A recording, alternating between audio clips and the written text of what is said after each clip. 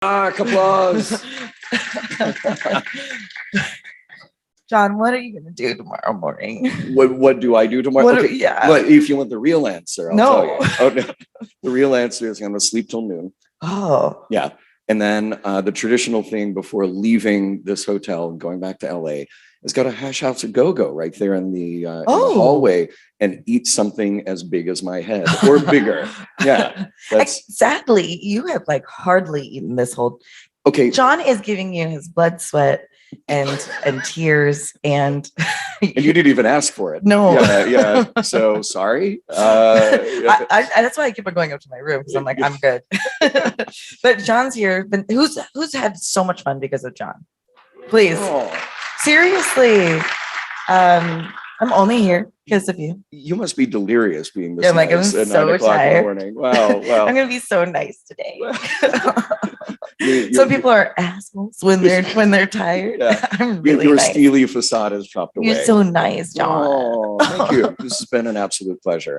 Now I'm gonna get mean. Yeah. Okay. Here's the thing: I can't handle the compliments. I can dole them. Oh, okay, nice. Yeah, okay, just buy me diamonds instead. Sure. That's okay. I'll get right on that. Yeah.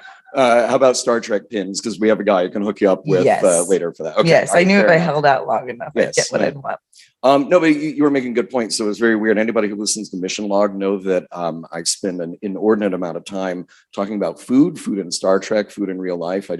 Somebody's eating. Yeah, you listen to the show. Food, the sustenance of life. Yeah, something shows up on screen. I'm like, oh, I want to do 5 to 10 minutes on that. Right. Sure. So yeah, then that's not weird. Yeah, right. Not at all. And then I come to Vegas, which is a place full of great chefs, and it's a party town. It's I'm gonna have all these great meals. No, it doesn't happen. Yeah. This is what keeps me going. So are you okay back there? They're not. Okay, they're okay. All right. They're okay. Yeah. Create drama and then release it. Right. Yeah. Right. But since this is our last morning show, and we'll bring out our guests in a moment and get to know them. And by the way, thank you all for. I'm shocked that there's more than 3 people here. Honest to goodness. Yeah, those 3 people I thought would be Kelsey, Alex, Claire. Kelsey Grammer wanted to see. Yeah, Kelsey Grammer is here. Yeah, he's a huge fan of our show. I turned my head in just a minute just to see him start crying about Frasier, and I was like, that tracks. And then walked away. Oh, wait, I didn't know about this. Wait. Oh! Someone asked me a question. I was like, oh, it's Kelsey Grammer, who I had finally taken it upon myself to watch all of the Cheers episodes. Over the pandemic. You don't not know Cheers, but I just had never watched it before. How did you choose Cheers as the thing to rewatch over the pandemic? I know about as like a sitcom study, really, because you really get the style of sitcom. Cheers begets Friends, and Seinfeld begets, and the guy who basically directed a lot of the first episodes of Friends also was responsible for Cheers. So I was just kind of doing it as a field study, but also Ted Danson is hot and The Good Place. So don't ask me that question again. It's a really obvious answer. I hear you. But I'll talk about it regardless. Oh. And so learning about Frasier in a different way other than the spin-off show. Sure. I just was like morbidly curious. I wish I had gotten to see Shatner. It didn't happen. I just was hoping to see it in passing. That I didn't make an event of it. Sure. But I got to see Frasier. I put my head in. Someone asked him a question. I missed the question. Okay. And he goes, I really love the character because he goes to Seattle, he stays there, and his dad needs him. And he chokes up. Wow. Oh, you were there. You were there. Okay. Wow. And I was like, men. They're only vulnerable as they age. 100% true. Yeah, but it was charming. Oh, that's very cool. All right. So you didn't get to see Shatner, but you got to see Kelsey Grammer. I'll see Shatner in my dreams. Oh, okay. All right. What else from yesterday? I just want to know because this is your first big Star Trek, specifically Star Trek convention in your. Honest to goodness, the best thing I've ever seen at a convention ever. This is the true story. Is the match game with John Champion. Stop. It was so much fun. Who got to see the match game yesterday? Thank you. I think that's when the big things were happening. So you were up against a lot. But John, we had a nice full room. Though, God, it was wonderful. Yeah. And it was your filthy mind was showing. He had to come up with these sentences where blah, blah, blah does blank. And Yeah, was it as tame as you thought it would be? How was that experience? It went so okay. The whole thing with the match game is that if you ever watched it as a kid, what you would see is, they read the clue and there definitely could be a naughty answer to that. And the audience is chuckling because they get it. That's the what audience is like, ooh, I'm filling in with the filthiest thing. But it's TV. So the cast and the celebrities, they have to play it a little less so, but everybody knows what everybody's thinking. That's the fun of it. Got it. So I didn't tell anybody before they came on stage, like, hey, keep it PG-13. So they just... Well, Gigi was the first thing, she was schlong. Yeah, just right away. So, which was the right answer. It was, yeah, but that just started things on this downhill trajectory. Wasn't even that, and everyone sort of like, even Mary was very, right. obvious answers. Right. The first one was, instead of using bowling balls, Worf was using what to knock down the bowling pins. Yeah. And the woman that was sitting here who was trying to win points, I think at one point she's like erasing and like balls, dick. No, I'm kidding. There's a couple times where she as John would vamp, she's like, I think I'm going to change my answer. I'm going to get the laughs. It was very fun. But I do have to give a very, very big thanks to, and I'll say it right here to the camera, to Dan and Bill from Trek Geeks. Because it was really that combination of people with me, and we came up with the idea. You were the only one on stage. Okay, fair enough. Dan, Bill, forget you guys. No, John. No. And as far as clap, please. I was going to be sad if you don't. You're so tired, like us. I know, right? But no, they really are creative powerhouses and awesome and so funny. And Trek Geeks is such a great show. They are definitely missed this year. But we're going to talk to somebody on stage in a few minutes who knows them very well and partners with them. That would be our guy from Fansets. Yeah. So we're going to talk to John Garrison here in a moment. We'll also be talking to Jared Whitley from Trek Movie and our friend Trent Venegas, who will give us a little recap on Quoting GR. And more wine.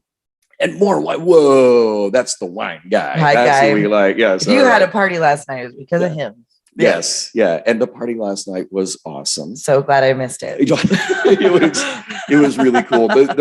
We've had members of the Roddenberrys here most every morning. They were so good. I know. I am sad. I was excited for everything happening on the stage. Right. I went to my room last night and fell asleep, and I was glad that I did that. Yeah. But it sounds like it was a blast. Yeah, it was really good. Like, we all know that the Star Trek theme song had lyrics to it for some interesting controversial reasons. We can talk about trivia later. Catch me. What? Yeah, we'll get into that later. But yeah, you're nodding your head back there, and then it showed up again. Nichelle Nichols recorded the Star Trek theme with lyrics. And then Tenacious D comes along. They make a recording with lyrics, right? And it was always this sort of like a goofy, kitschy kind of weird thing. The Roddenberrys rocked that song. They opened with it, with the theme to Star Trek. And it stopped being kind of like a weird, kitschy, nostalgic joke, and it became very cool. Yeah, and so my guess then is it's got to be somewhere on one of their digital albums. So probably so. I got to check it out. Yeah. But cool. They put on a hell of a show. Completely non sequitur, but a little story about my family. My grandmother wrote for Motown, so she had a bunch of some of the songs. She was the beat track or B-sides or something. She loved MASH, and so she wrote lyrics to the song. Of MASH. Suicide is Painless. That's her. She sent it to them and like, ma'am, while these are good lyrics, there are lyrics. She learned. Oh my God. That's hilarious. But BJ Verdi tried to write some songs for me. Wow. That's so cool. Yeah, it's cool. All right. Yeah. It's cool. Oh, I'm so sorry. You just had a moment. No, I'm sad I'll never be as cool as she is. Sure. Well, that's the moment. I want to tell everybody what's coming up on the various stages here before we get to our guest. On the Creation Leonard Nimoy stage. I mean, check this out. He's going to be here? I'm so confused. Too soon.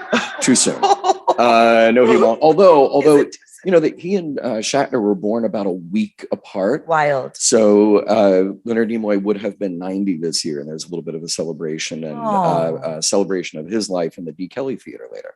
But on the Nimoy stage, the Picard cast, members of the Picard cast, members of the DS9 cast, members of the Enterprise cast, and Jerry Taylor, who I'm very excited is here. She was, of course, a writer-producer on Voyager primarily. And not Voyager. No. Okay. Yeah, Voyager. And Thank you for that hasn't been around too much in convention circles. So this is a rarity, and please go listen to what she has to say, get an inside look at Voyager. And then she will be on the D. Kelly stage a little bit later because they're doing a panel about the Voyager documentary. Garrett will be there, Lolita Fajo, I believe David Sapone, other people who are working on that doc, fans supported. They raised a ton of money, and rightfully so, because their DS9 doc was fantastic. Cool. Yeah, same team behind that. There we go. Oh yeah, my God. There you go. We're just have you sit on a stage and do that for me. You're nailing it. Good job. Yeah, you. Very good. And then also on the D. Kelly stage, the Pop Culture Hero Coalition. That is, of course, the NFP that Chase Masterson is a big part of, driving force behind. They raise a lot of money for to try to end childhood bullying. And please go see her. Please go support everything that they do. In there, Dr. Trek's Rapid Fire Trivia. And then I cannot wait for this, Dungeons and Dragons with the Discovery cast. Mary Chieffo, Noah Auerbach-Katz, Mary Wiseman, Anthony Rappin, Blue Del Barrio playing Dungeons and Dragons. I cannot wait. I know that speaks to you. Here's what's even better. Okay. I gave Mary her first RPG experience. So Mary No Chieffo. way. Yeah. I'm not surprised by that. As an actor and an improviser, we all take to that like ducks to water, truly. Mm-hmm. But it's still like the first couple times you do it, it's like, so how crazy can I get? Yeah. Or like my first experience, even though I had been on stage since I was 11, I was playing D&D with friends. I did not understand that you're supposed to role play the entire time. And again, each table, if you are a D&D player or an RPG player, has a different culture. Just because you see it performed like Critical Role does not mean that's how every table is. Sure. So you can do whatever you want and play however you want, as long as there's consent. There's even it's great. Very cool. Mary got to play this really cool 80s character in Tales from the Loop. It was, and she was lovely. That's awesome. But she was really nervous. She's like, what do you do? What is this dice? So she'll have come full circle. I'm sure it's going to be wonderful. So that will be a blast. That's at 5:00 in here in the Roddenberry stage. Shortly after our show, 11:00. The Lego Bill. We're the only show. Not the Lego. Yeah, Samuel Hatmaker. I love this. Every one of them is great. Today is the Uhura earpiece made out of Lego. You will keep it forever. Yes. You will cosplay with it next year. Right. And I will be jealous. Sure. Yeah, because you will have a Samuel Hatmaker designed Lego that you get to build and keep. And if you have already seen his art pieces in the art room where the lower 10 forward is, it doesn't serve alcohol with the anyway. I know. So the Uhura piece is there. Yes. So it's so cool. Good. At noon, I will be back here, which still, again, he's so mad about it, by the way. He's like, really? You have to do another panel? Look, this weekend is entirely too much of me talking. Okay, let's face that. Social media panel. Do we need a Babel conference? And I've got some special guests from Sci-Fi Sisters and Deep Space Pride and Trek Movie to talk, kind of get a feel for Star Trek social media and talk about ways forward. I'm really looking forward to that. I'm looking forward to it too. Cool. Well, thank you. You'll be at the pool, so I'll tell you all about it later. Please. Yeah. I'm going to live, right. Yeah. I'm going to intuit what you guys talk about. Nice. 3:00, Larry Nemechek will be in here for State of the Trek panel. And that's cool. I love that he tends to poll the audience. Not as much fun as it sounds. He tends to poll the audience about their, see, now you got it. It's morning. I know. You're welcome. You can use that whenever you want. I'm not going to. Sort of getting a feel for fandom and the relationship to Star Trek. You to be okay? You have another sip of LaCroix. I'm deciding how bad to be. So do come back for that. Always interesting insights about fandom at that. Throughout the day, there are multiple cosplay panels and photo ops in here. There's so much happening. And then at 6:00, come back for the group photo, because we want to celebrate what we did here, and we want to celebrate all of you. Which is what we really did for you. If you want to put it down into like words. Sure. Donuts and coffee. You're so welcome. Yes, that's it. It all boils down to that. But truly, this is a good moment and opportunity to thank Kelsey and Claire Alex, And Alex, Matt, and everybody. yes, for just making Earl, who is remote, who is in Arkansas, does all of our live production on Mission Log Live and has been nailing it with Grace, this. Thank you. Remember her name? Great. No, I'm sorry. Her, Claire's friend. I'm not remembering her name now, right? Jackie, who works on our social media. Yes. Killing it. They're wonderful. They made all of this happen, including the people who made the stage. We never think about those people, right, you know? Anyway, donuts are the best. Donuts. One last announcement before we bring out our first guest. This is so cool. Everybody who has walked down that hallway and you've seen the Quoting Gene Roddenberry posters, this huge installation, these massive printouts of quotes and photos, they are for sale. All right. And here's what's amazing. There are 121 panels, 100 quotes, 21 photos, $100 each. Okay. You get to own a piece of the convention. You get to own a piece of the Gene Roddenberry Centennial. And you get to pay for John's trip home. So definitely. Really nice. That'll first class only. Yeah. That's so cool. They're first come, first serve. All you need to do is come in here, where we're hanging out here near the tech booth. And let's say you come in and I want all 121 panels. Cool. You're the first one. You can take them all if you want. Or you want one or two, whatever. Cool. You take what you want, and then the next person gets their pick of what's remaining. So make sure you give a look at those, see what speaks to you, or maybe all 121 of them, and take them home with you. Very cool. Yeah. Very cool. So that's kind of awesome. And not to be forgotten, on the table tents, the QR codes for the Gene Roddenberry Centennial products, the Unity line, et cetera, everything supports charity. Every single penny of that goes either to the Trevor Project or to, Jessica's fund.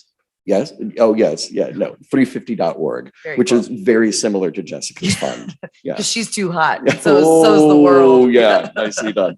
All right. Let's bring out our first it's guest. about time. It is time. Yeah. All right. Let's welcome from the very thorough and impressive TrekMovie.com. I never can wrap my head around how they do what they do. Contributor there, Jared Whitley. Come on out, Jared. Good morning. Hey, welcome. Nice tie that I didn't pay attention to earlier. Oh, that's so cool. You have the prints cool. of the Enterprise on there. I love it. 6.9 too. It's actually nice. 94, so there's no Voyager. So wait, hey, Mike. Voyager fans. There we go. Yeah, people at home are like, "What? I want to know about the tie." Sorry, yeah. I'm very attractively dressed for those who are just listening. This is stunning that so many people came here. Thank you so much, everyone, for your support. Crazy. I think they deserve a round of applause. Yes. Applause. We'll try not to give them too much of an ego, but you're right. This one. Yeah, I think they've earned it. It's 9 a.m. on a Sunday. We can argue if you want. We can, but I think that would be unfortunate for at least one of us. You're right. 9 a.m. on Sunday, it's hard to believe that this is all happening still. I know. It's so weird. And you came in yesterday, so you're a little less tired than us. Yeah, I just drove in yesterday. I couldn't get the week off, so I couldn't come until yesterday. But I was not disappointed. I got here right as Shatner was starting, and I was able to say him and Kelsey Grammer. Oh, they were spectacular. I am consistently impressed with the level of endurance that William Shatner as a 90-year-old man has. It's ridiculous. That he doesn't get short of breath walking hurriedly back and forth, speaking rapid fire. I mean, I would get tired doing that, and I'm half his age. That's a glimpse of me decades to come. I'm certain. I'm sure. Just like running down a hallway. You'll be doing a panel, but no one will be there. Well, no, that's exactly it. That's exactly it. It'll be this. It'll be one room, just me, coffee by myself. But I'm just running. Rocket Man. I do that in karaoke. I believe with the Rip Shirt Kirk. Yeah, it's good. Yeah. Somehow there's a floating face of you. No, we did that. My buddy Ryan, he was behind dancing, doing the dance. Cute. It was good. Yeah. Jared, what brought you to Trek Movie? I have to know your origin story, Trek fandom, but then into that blogging kind of professional world of covering things for Trek Movie. Okay, so I guess it was about 2013, right after I'd seen Into Darkness. And, you enjoyed the movie going experience, but I think like everyone in this room, I walked out saying, but Star Trek should really be on TV again, right? Oh, okay. And so I wrote an 800-word article about why Star Trek should be on TV again. I looked at a couple of different places to send it to. I found Trek Movie. I sent it to Kayla, who was now one of my very good friends. Yeah. They ran it, and I've been involved with them ever since. That's so cool. And then, so you wrote that article, you fast forward to 2017 and all the announcements. You're like, no, too much TV, too much TV. Well, I think right now what they're doing is they're sort of taking an approach of shoot at everything and see what they hit. Okay. Right. I think there are a variety of things that are meant to, and the audience is more diverse now than it was in the 90s. Sure. So there are things that are going to appeal to different people. So why not try to have a broader range of options? I think the one that's going to be most successful of all the different efforts that are coming out right now is the Prodigy one, the animated one, which I think one of the first conversations you and I ever had, you said that you were first introduced to Star Trek through the animated series. Well, yes and no. So I grew up at this time where reruns of the original series and the animated series and the toy line sort of all blended in my head. So to me, Star Trek looked like that. Oh, okay. And it was just always like, okay, Mego action figures, because I was like 3 or whatever, Mego action figures and animated series, and what I was catching on, VHS of TOS. Too many acronyms. Everyone here understands perfectly what you're saying. But to me, that was the 8-track. Boy, what is that? Yeah. That was the look and feel of Star Trek. So I didn't distinguish between any of those things. And the animated series was a big part of that. So I've shared it before on Mission Log, but like one of my favorite pictures of myself, I was about 3 and I was wearing a $6 Million Man jumpsuit that my grandmother, like running suit my grandmother had made for me. But I was wearing the Star Trek utility belt with the little phaser and tricorder and holding my Kirk and Spock Mego action figures. Aww. So just all the pop culture had to be all present all at once. And you could own that picture for $100. So, but yeah, so we were talking about that and how there's something very cool about a fresh audience who isn't bringing the baggage of 55 years of Star Trek. And to them, it's just this cool animated adventure science fiction show with hopefully, characters they can relate to. And then you go, a decade in the future and they're like, oh, but wait, I can watch all this other stuff that is geared toward a more adult audience. Sure, that they can age into, so to speak. Yeah. I think it's really clever. I mean, my personal favorite, I don't know if it's haram to mention it, but my favorite thing is the Orville right now. And it's not technically brand. Oh, yes. I'm not the only one. Yeah. Isn't that interesting? So it's not terrible to have options. People can enjoy what they do enjoy. They don't have to watch what they don't watch. And I think we can all agree it's better than having none Star Trek. Well, yes, exactly. And, I think there's something so cool about the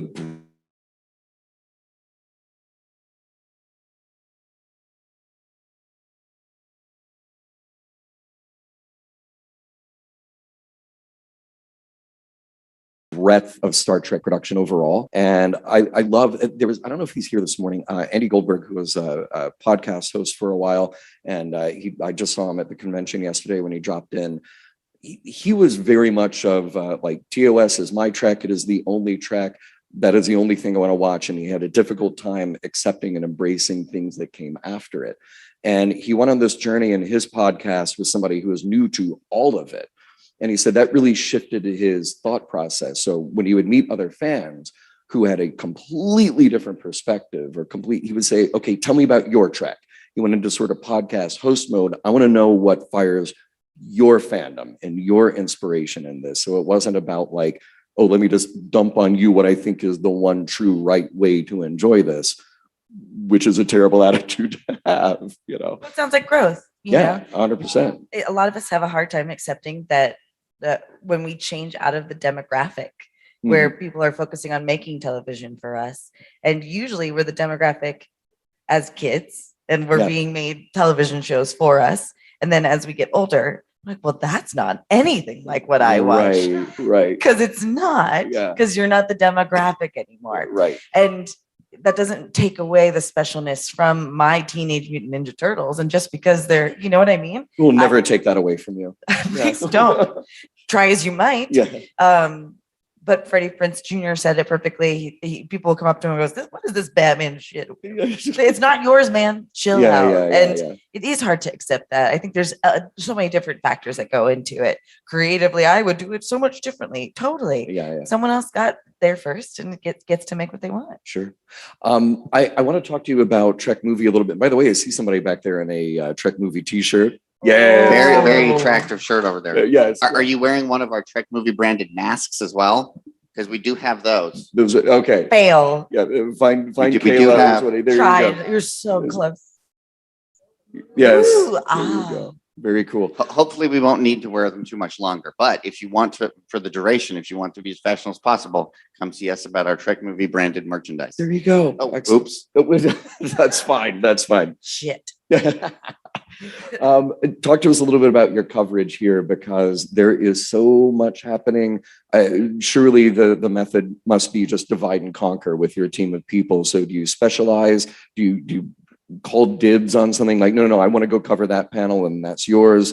What's the method here? How do you get the most out of this without just running yourself ragged? So what you're describing is what we've done in previous years, because Okay. the schedule is a little lighter this year. And because so many of us have been able to come here, it hasn't been that much of a challenge. We've been able to handle the workload actually pretty well. So much so that Good one for of you. my I'd love to friends- know what that's like. Yeah. So, I mean, we're all Claire's terribly right busy. there. We're not in a position. So in fact, one of our the senior Trek movie staff, Lori, she bought a $10 action figure of Talking Riker, and she's been spending the entire week getting pictures with him in unusual situations around the convention. So if you That's want to look that awesome. up, and she's gone up to different celebrities, they've all posed with it. Every time there's a picture of Marina Sirtis somewhere, she always poses it to make Very it look good. like he's kissing her. That's We awesome. went to the Chinese restaurant here in the Rio yesterday, and we were sure to like put him on the Lazy Susan and I'd make a nice gift of him circulating. So if we have the luxury to do something as indulgent as that, then Sure. we're okay. You're having a good time. We He- don't feel like we're at work. Yeah. that way, Does he which come you with a shouldn't. tiny chair that you can do the little? No, Yeah, but no. everyone, as soon as Yeah, they you grab him, wanna they do that. lift one of his legs up like that so he can pose like that. Nice. That's great. That is. Hey, if I were Jonathan Frakes in the 80s, I would have done that all the time too. Of course. That's Well, because so it was out of necessity that he sat down like that, right. right? No, he was showing out how tall he was. Oh, okay. Is that true? Yeah. Well, that's so. Well, he said that he had a bad back. Well, and I would like to yeah. believe that Sure. it was out of necessity to some extent. Yeah. But because also you have the Picard poll, The and that was out maneuver, of yeah. necessity as That was well. necessity. Right. Yeah. So there's some things where really they just couldn't help it. Exactly. Yeah. But Yeah. you know, man, that man, he could sit over me anytime. Wow. All right. Thank you. It's Vegas.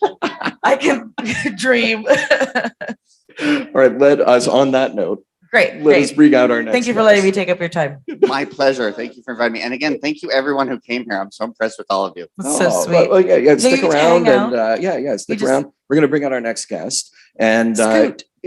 Scoot down. So he is. Everybody here probably knows Fan Sets, and if you don't, you're going to get to know their work in just a moment. But John Garrison is a big part of that company, and he has brought a few things to show off to us and talk about Fan Sets. Welcome, John. John. Hey, welcome. John. I would get up, but it's early and I'm hungover. So yeah, there you go. Now you can hear me, I think. Yeah. Yes. Hey, nice. Hey, the other half of Fan Sets is sitting out there with Lou. his camera up because he's going to make fun of me later. But Good. and he is wearing our branded mask as well. I heard you. So those are Nice. available at our booth as well. Competition. Oh yeah, so much branding. So tell us a little bit about Fan Sets. I assume already, because you've had a good presence here in Vegas for the last, 5 years. 5 years? Yeah. Yes, sir. And I assume that people know and they've seen the incredible work that you've done. You are a licensee, so you've got access to so much information, characters, and you have this great relationship with CBS to just crank out some very cool stuff. Tell us a little bit about that journey and then where that has led you today. Oh, John, I'll hang on to that for you, because I want to go through. I want to go through your merch. I'll let you hold on to some. Okay, all right. He doesn't trust you with the other one. I know, right? Yeah. I'm Well, curious. Like One of them is wow. a kind of a special thing. Oh. Kind of roll Oh, out, these are but, rad. Okay. But yeah, Fan Sets has been fun. It's been Lou and I, and we are CBS licensees, and it has been a crazy journey. Both of us are lifetime collectors. We're geeks, nerds, whatever label you want to put on us, Star Trek, comic books, baseball cards. We've done it all. We still do it all.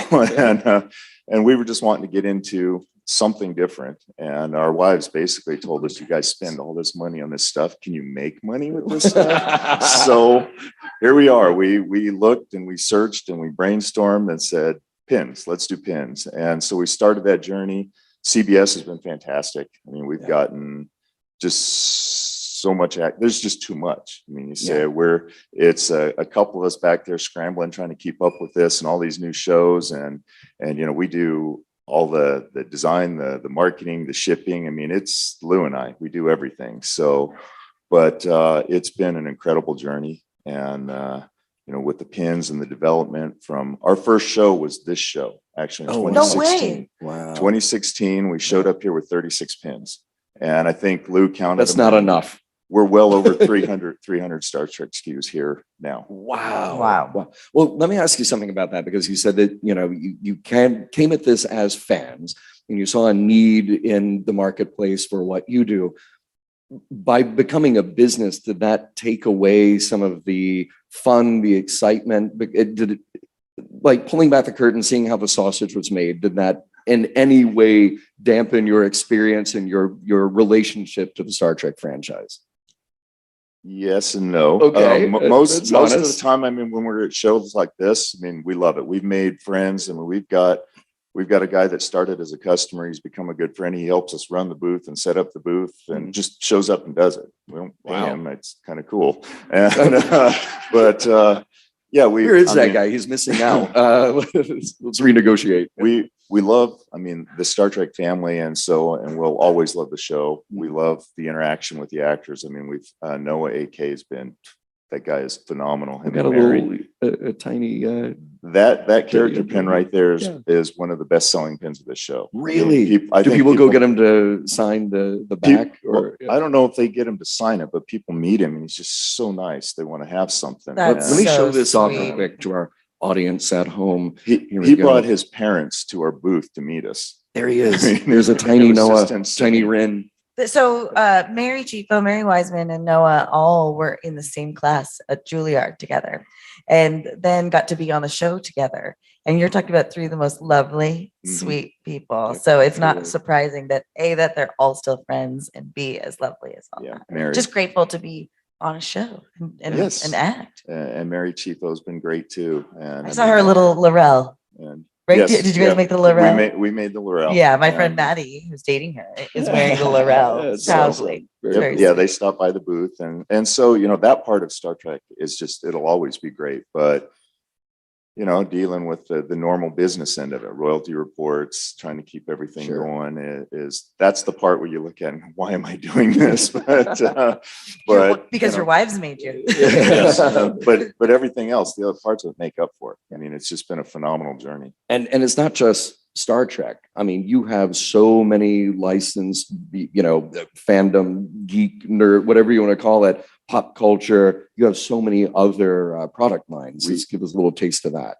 We are. That comes down to that workload we were talking about. Over 300 Star Trek SKUs now, but we've got well over 1,200 total. We've got a DC license, DC Comics. We do Harry Potter.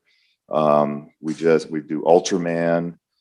We just landed Keyforge. I don't know if any of you are familiar with the card game, but we're doing Keyforge now.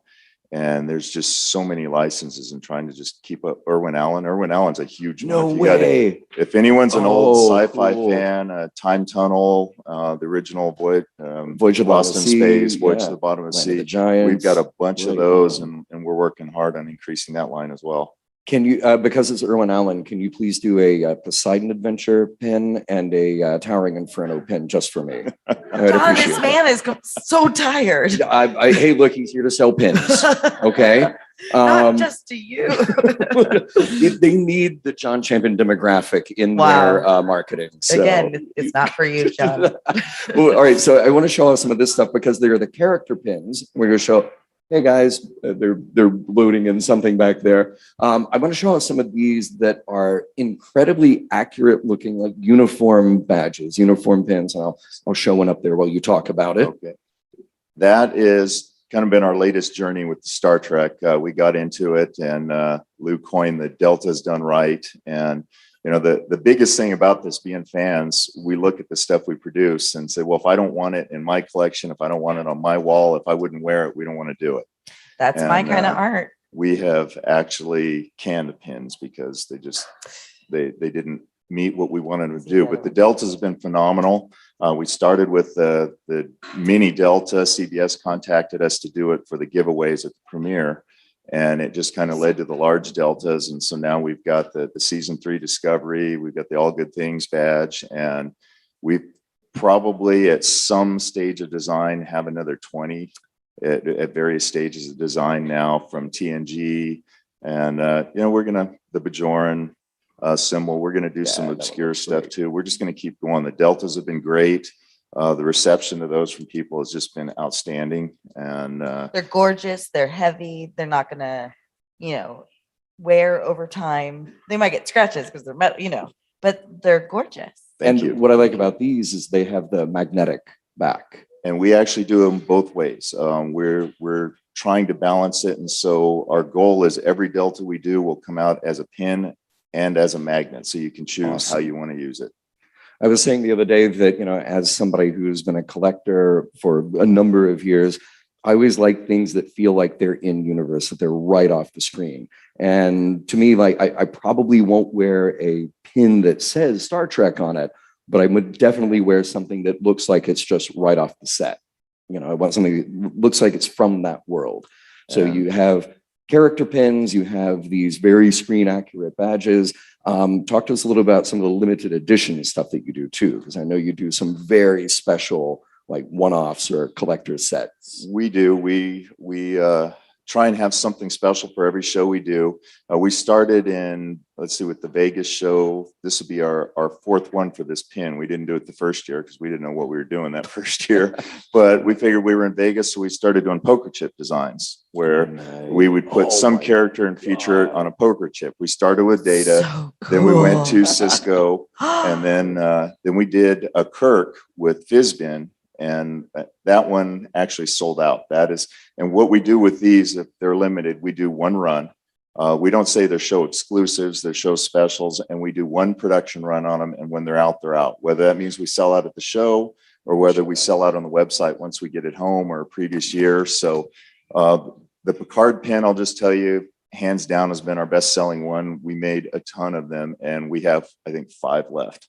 That's It's understandably so if you're able to see it. It's cool. gorgeous. So are we thinking about a future currency with these someday? Like where sure. Well- Fan sets. well, I guess what I mean is if you are doing these special sets, eventually people are going to begin to sell these and trade them. And People have. what's the highest price you've seen something go for? so We far? did, our second show that we did was actually the Mission New York show. And we did a show special, and it was the Guardian of Forever, the Gate. Oh, yeah. And we sold out of that pin in 4 hours. Holy, We had no idea what we were getting into. And I've seen that pin on eBay for $75. very Wow, cool. That's awesome. And, Now I know what to invest in today. and that one, and then we did one in San Francisco, and we did the Golden Gate with Voyage Home. So we had the whales, and that one is all, those are probably the 2 hardest pins to find I that we've want done. that one. We were small, we were just starting, they were smaller runs, Yeah. and the reception of those just blew us away. Gorgeous. Very cool. And I got to show you one more here. Then Yeah. we started a line called the Women of Trek. We started, and it's been, the reception by people has just been phenomenal. And each one is a round pin that features a different woman, and we're trying to spread it out. And for each show, now we've decided we're going to do a special edition Woman of Trek. So 2 years ago, because of COVID last year, we didn't do it. We did an Uhura pin, and that one is almost gone. We've got a handful left in the booth, but it's just about gone. And this year we did a 7 and 9, and So cool. those actually have the year on it. And we changed the shape. It's not the round ones like the ones in the set, but we do have the 7 and 9s at the booth. And this is the big news. This is the one you can't hold. You can't have this one. But, That's so cool. Understood. I might come by and get the Huda one. Yeah, That's yeah. very cool.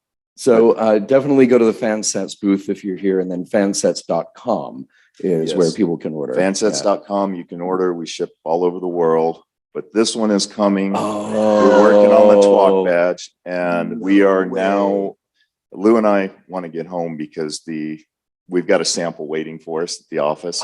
It's the 4th mold we've made, and we've been working with people to get everything right. This one's got several issues with it on finishes and some of But this one will be coming soon, and this one we've talked to several people that have been involved with Star Trek and with the prop departments and everything, and the goal and what we've been told is when we get it out with the changes that we're doing to this one, it'll be the most accurate one on the market.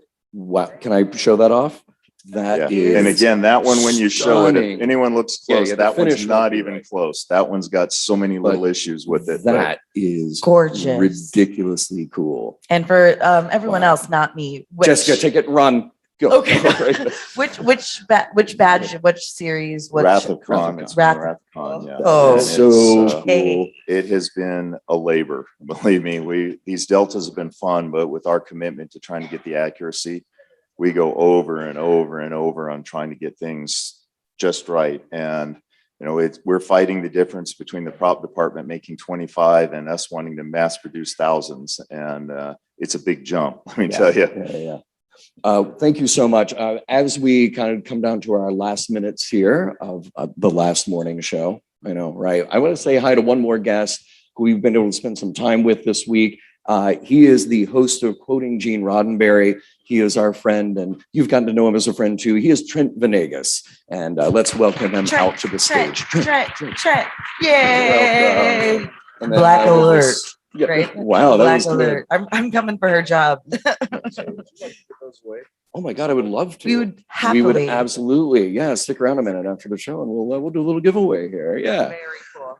Trent, welcome. Good morning. I am shocked that I saw you just kind of wander in about 9:15 and just like, oh, hey, I'm here for the day. Like, thanks for having me. Yeah. This is your first Star Trek convention. It is my first convention. Yeah. And they put you to work. Put me to work, but it's been like fun. Like, it's not work. It's like, this is a joy. It's like a horse that's a stud. That's not a lot of work.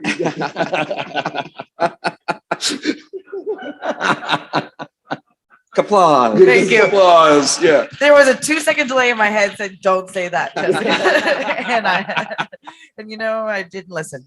Yes. Yeah.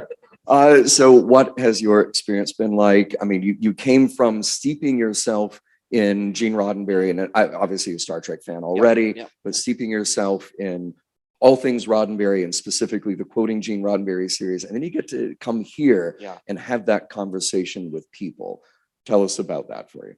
So being the co-host of Quoting Gene Roddenberry and talking about 100 of his different quotes, we did it, as a podcast. So me and co-host Rachel True and our guest co-host as well. So we do it over Zoom, and it's very not isolating, but when a conversation is over the phone, or at least getting to have those conversations here in person with listeners who may or may not be familiar with the podcast. Over the past couple of days, we discussed 3 different quotes here on stage, just as if we would done it on the podcast, and asking the audience if they had questions or just thoughts, and that just elevated the whole experience for me, like, through the roof. So it's been really, really fun. Like, it'd be fun to do like a tour. Let's take this on the road and just talk to everybody, because I feel like those kinds of conversations are how we're going to, I hope, get to this wonderful future that we are such a fan of, far off in the 23rd, 24th century. What has surprised you about your experience here? Absolutely nothing has surprised me. No, it exceeded my expectations, but I was never surprised. I will say that's a good way to put it. Yeah, right. Yeah, I was trying to think of like my 3 favorite things. It's I couldn't pick one. So first, the cosplay. So getting to see the photos online is really cool. Like, I follow as many Twitter accounts as I can, and just seeing like everyone post their photos, and it's just really, really cool. That does not compare to seeing them in person. Like, seeing them in person is a completely different experience. It's not even so much seeing them from front and back, but it's just like up close and talking to the person and asking them how they did it. Like, that is really, really fun for me. Yeah. Second, getting to see and watch and talk to Roddenberry here, just interacting with the fans. We spent like, it seems very venerated to talk about, Gene Roddenberry's quotes, and this is his father. And I wasn't like concerned about meeting him. Like, when you have that task of like talking about like a man and his words, like, it's very daunting. And this is his father, you know? So I wasn't exactly sure. I knew he'd be wonderful, but I didn't think he'd be like, he's just really cool. Like last night at the party, like he was just dancing with people, and he's just like the biggest fan, just like we are. So it's really, really great to see that. Awesome. And third, yes, getting to meet Julianne Grossman yesterday, right here on the morning show, yesterday morning. I hate her. I wore my Black Alert. Awesome. Okay. You have to get her to have sign it. Which I should have worn yesterday, but no, you were super delightful and excited to be here. And I mean, we live for that shit. Yeah. So it was very sweet. Yeah. So for my first convention, I think it was a slam dunk success. Yeah, well said, no question about it. And honestly, you know, that brings us to time. I have ideas about how to give these away, but I'll give away one right now in our closing minute. Yeah. Who here listens to Mission Log? Okay. All right. So I'm going to look for the first hand up. As we know, after I pose a question, Smart. that's good. Norman, as we know, moved from LA to Florida. And he has spoken many times on the show and on our Patreon unedited feed about now his favorite thing to wear in Florida to beat the Florida heat. And he's posted pictures of himself in this. I want to know who knows what that is. A kilt. Norman wears a kilt in Florida because it's hot and he's got the legs for it. So yes. Don't throw it. Don't throw it. No, yeah. There you go. Good job. There Yay. you go. Applause. All right. I think this is something that could happen throughout the day too. I think these are beautiful totally. gifts. And I'm just gonna pretend like you said, don't give this one away. So. Oh, is it? Okay, good. I thought so. Nice. And thank you. Yeah. I couldn't be more grateful. And I'm going to take one extra minute and please, just remind you all, my friend Scott was here and we talked about this to celebrate Alex's birthday a couple of days ago. My friend put together over 1,000 names of geeky IP. And so one way you could appreciate this book is if you get it for only $20, you can go get the actors to sign their name in here. What a great idea. It's not a bad idea. That is a good idea. And it's not just, oh, this is, you know, this person's name. There's so many ways that many names show up in different IPs, and he goes really into depth about it. So it's a really special book. Brilliant. To have if you want it. Come to me and give me your money. So don't forget trekmovie.com, fansets.com, and quoting quoting Gene Roddenberry. Those panels again, you can come in here and let us know which one you would like, or all of them you would like, and you can take that home as a souvenir. I do want to thank everybody. I want to thank Eagle Moss. I see the graphic up on the screen right now. StarTrekLasVegas.com. Use our code TREK15 to get 15% off of everything in that store through tomorrow, through Monday the 16th. So, you know, you've blown all your money here and you get home, you're like, oh, I didn't get that one thing. Well, you can go to StarTrekLasVegas.com and pick up the cool Eagle Moss stuff that you want. John, this is the last time we're ever going to see each other. Yeah, so, completely. Yeah. What is? I believe you blocked my number already. So, it was a really smart decision last night. Yeah. What's one thing that you want to say to everybody? From the bottom of my heart, I cannot thank you enough. We had a Mission Log Patreon meetup the other night at iBar, and yes, and you know, it sounds so like self-indulgent to say we have the coolest, we have the best listeners. We do. You all have become friends, and I mean that in a very sincere. He keeps on talking about it. It's a little awkward. So if you feel uncomfortable, let me know. I mean that in a very sincere, very real way. That you all have become friends, and I'm usually running around and don't have time to stop and really have the kind of chat that I would like to. But I love you all. I thank you all. Thank you so much. This has been amazing. I'm so grateful working with you. Really ridiculously amazing. He said it, right? He said it. He can't walk that one back. Yeah, let's go back to taking the piss out of each other. That would make me much more comfortable. And thank you yourselves for being here. Yes. I cannot believe everybody showed up in the morning. So awesome. Thank you all. Thank you to everybody who has been working on this with us. Kelsey, Alex, Matt, Claire, Jackie, everybody from Roddenberry. Thank you to Earl, who is doing the hard work back at home on the computer. You might be asleep right now. Thank you to Creation. Thank you, everybody. And we'll see you next time. Bye.